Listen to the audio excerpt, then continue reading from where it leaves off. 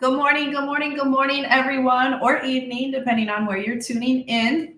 I am 𝐉𝐎𝐈𝐍, founder of Jolt Your Career, and I have a massive sinus infection today, but I had to keep this live scheduled. I have been looking forward to this for months. A fellow Forbes Coaching Council peer of mine gets to join us today. Whether you're tuning in on LinkedIn, Facebook, or YouTube, or catching the replay later, I am so glad you're here. This is going to be a conversation that's near and dear to my heart, and I think that you're going to be really interested in too. So drop a quick hello in the comments. Let us know where you're tuning in from. If you're catching this on replay, go ahead and type in #replay so that way we can follow up with you. I think that today is extra special because tomorrow kicks off Women's Month. March is a time where we get to celebrate voices, strength, and leadership in women everywhere. And what better way to start than by diving into the conversation about emotional intelligence and vulnerability in leadership?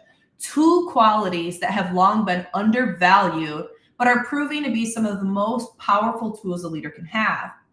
So let's talk about what women in leadership really face. I work with so many high-achieving women who are tired of being labeled too emotional or hypersensitive. Meanwhile, companies are investing millions into emotional intelligence training from our special guest, Krystyna, here today, because they know leaders who can't connect, can't inspire, and can't communicate effectively, they just don't drive results. So which is it? Are emotions and vulnerability a liability? Are they the secret to strong leadership?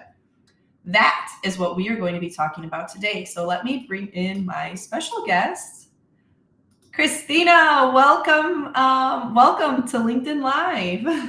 Hi, Tegan. Thank you very much for inviting me here. I am so excited for us to have been able to schedule this. Before we kick into the first questions, you want to go over your background a little bit and introduce yourself? Yeah, sure. My pleasure. Hi, everyone. I'm very happy to be here. We scheduled this last time, I think we're 1 month ago. Back then, I was sick. We had to reschedule it. So I wish you all the best, Tegan. So guys, I'm an emotional intelligence expert and trainer and executive success coach. So I work with executives, with entrepreneurs, and with companies mostly. I'm helping companies to train employees, to train leadership in order to become more emotional intelligent, so that there is to shift from authoritarian hierarchical model of leadership into the trust-based model where collaboration, innovation thrives, understanding, empathy, away from toxic way of environment in the company and back to the environment where just understanding thrives, collaboration, friendship. People just love being there, where they can actually open out their creative minds, speak up freely, exchange the ideas, and never feel less than they are. So where they can feel their worth. And all this is possible only with high level of emotional intelligence. So my mission is to bring this all over the world. Right now, I'm focusing on companies and educational system. Of course, I do believe that it starts from schools. We have to train our young minds, teachers, people in universities, students, and then, of course, companies in order to elevate this awareness, collective awareness of emotional intelligence. Shortly to my background, I come from Ukraine. I'm originally Ukrainian. However, for the last 14 years, I live in Germany. I'm based in Berlin. Since I speak 5 languages freely, it helps me to work worldwide, globally in different countries and coach people in Spanish, in English, in German, in Russian, in many different languages. So you are literally rewriting the outdated leadership book in 5 different languages. Yes, I do it. Okay, so why has society not changed yet? Why are there still so many negative labels to particularly women in leadership? What do you think's going on? This is indeed true. Until now, nowadays, women especially, they're being labeled as hypersensitive or over emotional, too emotional. However, I do believe that this is actually still deep-rooted cultural and societal norms and beliefs. Has nothing to do with reality. Because I did an effort and I did a homework and I was doing a research. I was trying to find any scientific evidence. So there is actually no scientific proof that can back up such belief that women are more emotional. I mean, men and women, both emotional creatures. We are all emotional. The only difference is that women are more exposed to emotional expression. This is another topic. It's not equal emotional to emotional. It's I'm more exposed to emotional expression due to cultural beliefs and the way boys are being raised or were raised. Men were not allowed or were not permitted, so to say, to express their emotions because it seems as a weakness. So society perceives the emotions and emotional expression as a weakness. And this is something where we're still stuck. And this is something where why I'm an advocate of emotional intelligence, is to spread this awareness that we were born emotional. Each emotion has a function. Each emotion serves us. And each emotion can be transformed into the strength and power.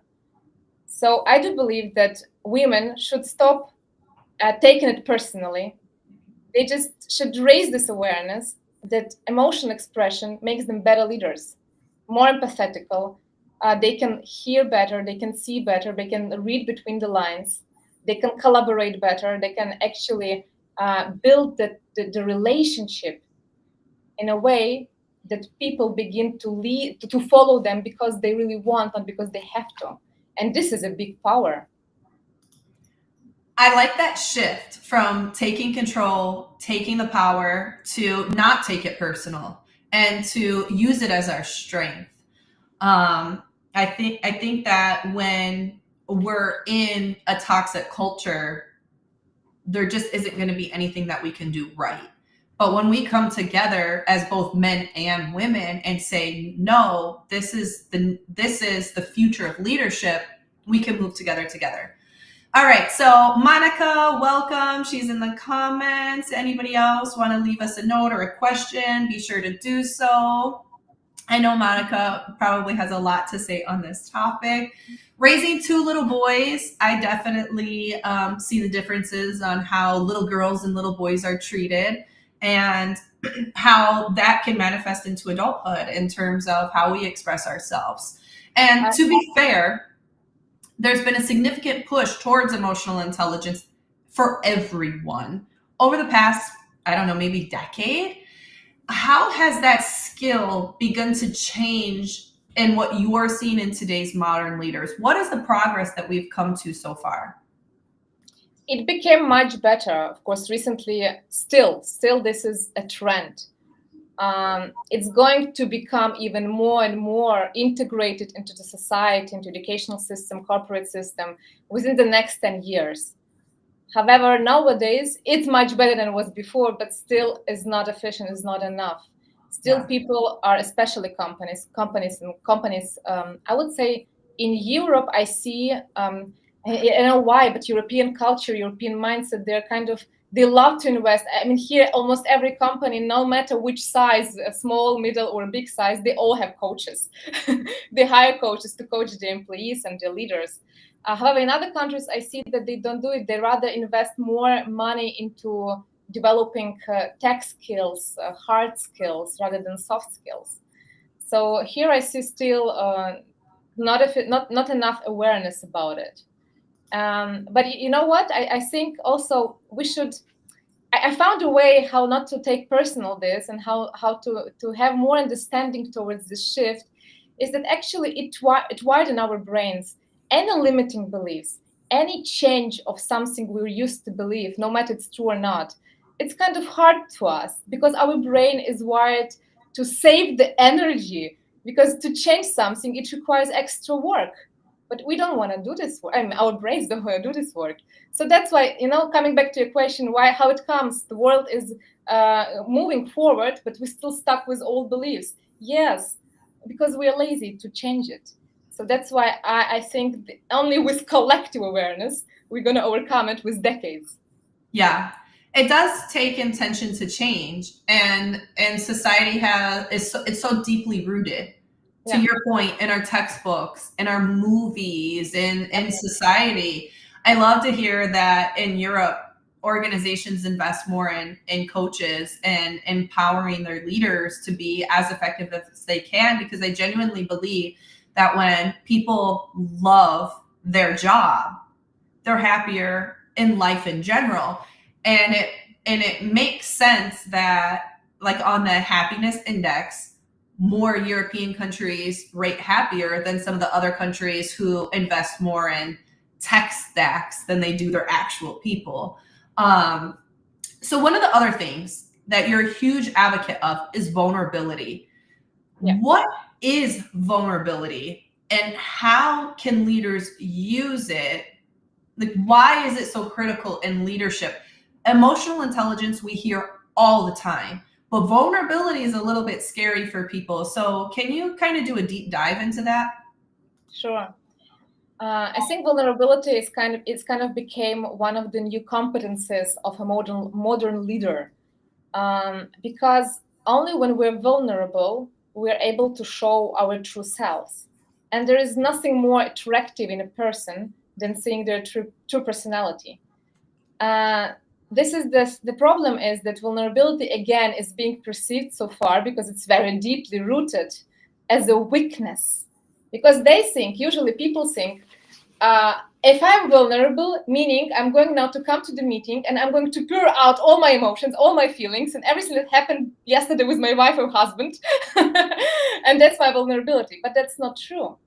It has nothing to do with vulnerability. Vulnerability is when you can actually go, show up and admit that you don't have all the answers, that you do need the help of the others, that you do struggle somewhere, that you're also, it's like when you go show up as a human with problems, with fears, with those emotions that is hard to control, and all this stuff that actually all people have. This is when magic happens, because at that moment, people can identify themselves with others, with these leaders. And they might think, wow, like, he is the same as me. He will understand me. I also feel it. That's when all this magic happens. This is why vulnerability is so crucial to build trust. It's never about weakness, because to allow yourself to open up your vulnerability requires such a high level of courage, because you're going into uncertainty. When you're vulnerable, you face uncertainty. You never know how it's going to be perceived by others. You never know what people how they're going to respond, and this hurts, not knowing. Yeah, it's much easier to have a mask of a control person that everything keeps under control and that is untouchable. But deep inside, we all know. Self-aware people know what happens deep inside of every person, because we all experience these emotions. We're all vulnerable. This is the most fragile part of our personalities, vulnerability. I think, whether we've realized it or not, vulnerability has become more acceptable. And even if somebody is put off by that word, just look at how many more people are active on LinkedIn. 10 years ago, executives weren't thought leaders on LinkedIn. It was a digital resume. They were untouchable. They wouldn't even connect with people. And now, anywhere you go, you're connecting with other people on LinkedIn. You want to share thought leadership pieces like we do on the Forbes Coaching Council, or on LinkedIn itself, and that takes a certain level of vulnerability to share what you believe, to be vulnerable enough for other people to scrutinize your belief system, your ideas, your thoughts, your ideas, on a larger scale. And so I think very quickly are gone are the days of when executive leaders or leaders in general were untouchable. Now it's yeah, they have thoughts, they have ideas, they know that they're not the smartest person in the room. They want to surround themselves with the smartest people in the room and then make something happen collectively. And so I think we've got some work to do with vulnerability training, and reducing that stigma of the word. Yes, definitely. I mean, it's very deeply rooted into different kind of emotions that are Yeah. painful to us. When we're vulnerable, we face shame, we feel guilt, we face such emotions that no one actually wants to deal with. But if we realize that everyone feels the same, everyone experiences this, and the more we express it, the more we show it, the more we show that it's normal, it's okay, I'm also the same, the more trust we can build, the more innovation we can actually enhance, and collaboration within society. So it's really going to take more emotional intelligence to be able to allow ourselves to get more vulnerable. And so what are some ways that when you're coaching your companies and your leaders, what are some of the actionable things that leaders can do to develop emotional intelligence, to use it to inspire their teams, especially in high pressure environments? Because there's always change. And right now, with how much economic uncertainty and certain wars that are happening, and there's just a lot going on. There always is. But right now, the world seems to be rather stressed out. And so we need to have our emotions in a solid place as leaders to be able to support our people. So how do you train this? Sure, emotional intelligence, it's not only about like being aware of your emotions or emotions of others. It's first of all about being able to regulate your emotional system in order not to respond, but not to react, but to respond.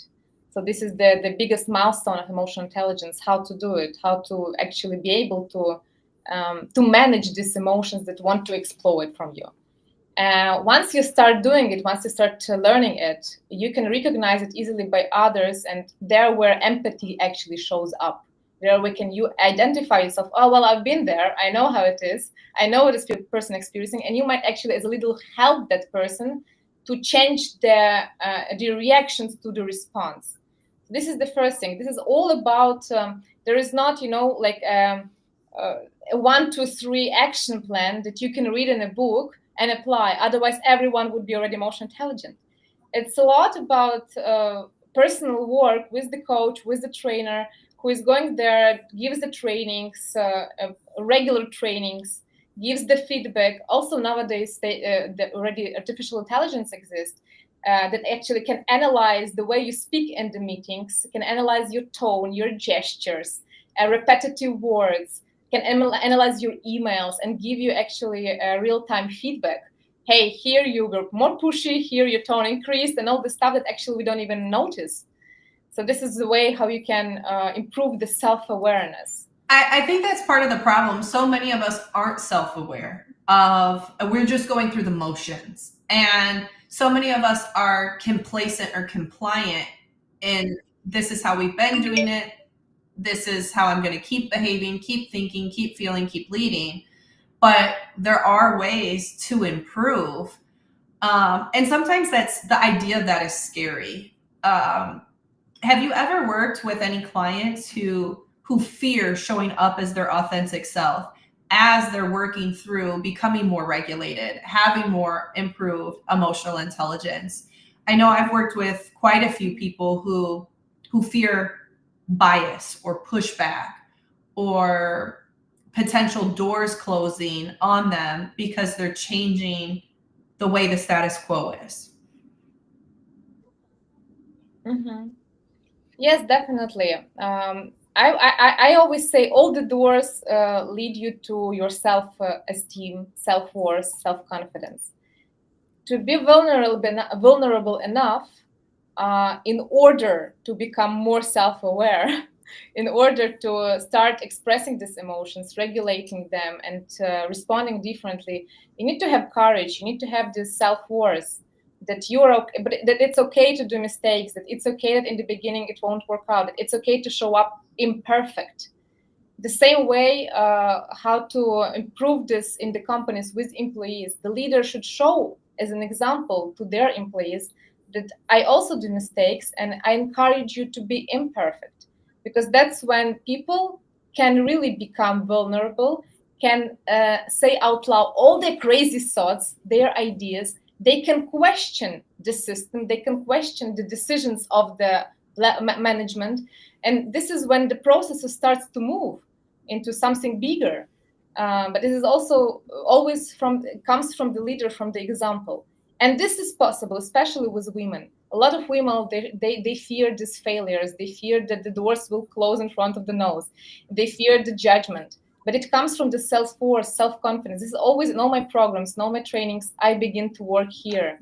You have to understand your value in this world. Each person comes here for a reason. You are worthy enough just because already you were born. And when you work on this level, then anything else becomes much more easier. Your perception changes. You understand also, the perception, the beliefs. What do we think? What is vulnerability? What do we believe? What is a failure? Is it a lesson or not?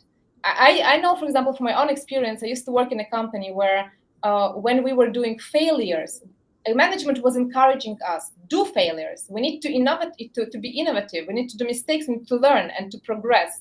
But once we were doing these failures and mistakes, they were taking money from our salary for the mistakes. It's like that doesn't match with each other. They encourage you by words, not by example and by actions. So vulnerability and real leadership is about being authentic. It's when I love this notion of authenticity. It's when your thoughts, your actions, and your beliefs, they align. And this is one of the most difficult things, because usually we think one thing, we act differently, and we believe in the third thing. And people feel it, and people don't trust on a subconscious level. And that's where we start to feel off. I mean, I'm going to have to go back and make clips and break them down from all the things that you just said, because you just went over so many brilliant ideas. We have this fear, and sometimes we are in the wrong environment. Like the example where the company said fail, but then they punished you for it. I personally work with a lot of startups or scale-ups now that I'm back doing some recruiting, and they want to fail. They want to push the boundaries. They want to find new ways to do things. And without everything you just talked about, the leadership encouraging, the team feeling empowered to do it, the right culture being in place where there's not consequences, where it's innovation, growth, and excitement happening, that's where the magic happens. Real quickly, Monica has a quick question. She says, a woman in leadership, would she be considered being emotional if she exposes herself? While I was serving in the military, it appeared that men, especially, were in competition to eliminate you first. So the military is like a whole entire another can of worms when it comes to culture and emotional intelligence and vulnerability. So I know you don't have the full story here, Krystyna, but what could you possibly say to Monica when it comes to how women are treated in the service? I would clarify the question. What do you mean by being emotional? If she is being emotional, if she exposes herself, in what terms? Exposes to what? So I'm missing here a bit more information to understand the question. So Monica, if you want to clarify it, are you talking about like if you were to say that, like, hey, women are being particularly pinpointed first to be eliminated when you're in competitions, like as like an easy target or something? Go ahead and elaborate and we'll see what we can come up with. So if we could fast forward a decade from now, right? Because we've done a lot of work in the past decade. So 10 years in the future, what do you hope leadership looks like in terms of emotional intelligence and vulnerability? How far do you think we'll actually be able to come?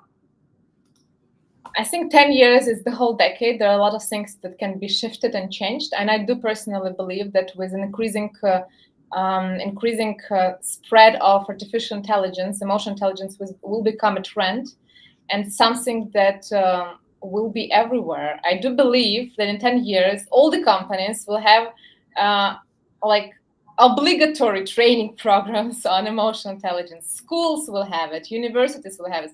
Teachers will be educated how to be emotional intelligence, because teachers have to show the example to the kids, first of all. And in different ways, not necessarily by hiring coaches, but I think in 10 years we can use artificial intelligence to track our emotions and regulations and give us in a real-time feedback every day, getting a message from artificial intelligence. This is the first thing. The second thing, I do believe people will become, I do believe in this collective evolution, collective development rather than individualistic, and I think we're going there. So in the next 10 years, I do believe that we will become more collective aware of the things, and it will also affect our ability to be collectively more compassionate and empathetical, because this is actually the most important thing that you need in order to really understand another person, in order to get into the other shoes, and from that another person's perspective to see the situation. When you manage to do it, then there are no conflicts, there are no problems. There's only empathy, a very effective, clear communication, understanding, where both sides feel fulfilled, heard, and valued. And then the person is happy. That's all we need. I think that is going to happen. I mean, when we look at Gen Z, like 90s babies and on, they already are so different than millennials, Gen X, boomers, because they grew up in the age of technology and they had to deal with the pressures of social media and have had to experience such a different lifestyle than us. And so the idea that more people are going to say, no, we're going to stop treating each other badly. No, it's okay to want to have some type of balance or some type of structure when it comes to loving your job, not just showing up for a paycheck. And or even if you do show up for a paycheck, loving your life, actually living your life, not living for someone else. I think that would be an amazing future. And I think it's people like you who are making a huge difference in that. And people like all of the people who are dealing with our education systems, which is so hard to bring that in, not just teaching our kids how to take tests. I don't know what it's like in Europe, but in the United States, a lot of what it feels like is sit down, follow the rules, be complicit, take away your creativity. And that hinders us as a society. So the brave teachers and administration who continue to push back and say this is not the best path forward are those who are really going to be trailblazers. And I'm really excited for Women's Month to celebrate brave women who are making these types of impacts. And so I know we're coming up to time. Monica, get with Krystyna after the show. You can message her personally. She's available. If there's one takeaway that you want everyone who's watching live or catching the replay to remember about emotional intelligence and vulnerability and leadership, what would it be? I do have a takeaway. I think it's about seek to become a leader that people want to follow, not that people have to follow. And this is possible only when you become vulnerable enough so that other people can identify themselves with you and see why, okay, we're the same. We're very similar. I can trust you. And this is when this desire to follow arises. So this is something I want to give to the audience. And one more thing, may I just add? About, coming to the last question, is that how is going to shift? And you mentioned generational differences, and I do believe that Generation Z is going to help us to do it. So be open to their differences, because they don't respect hierarchy and authority anymore. They want, it's really like that. They want to be inspired, and you can gain their respect only if you prove that you are worthy to be inspired and you inspire them. They want to create impact. They want to do meaningful stuff. They're going to help a lot to change it all.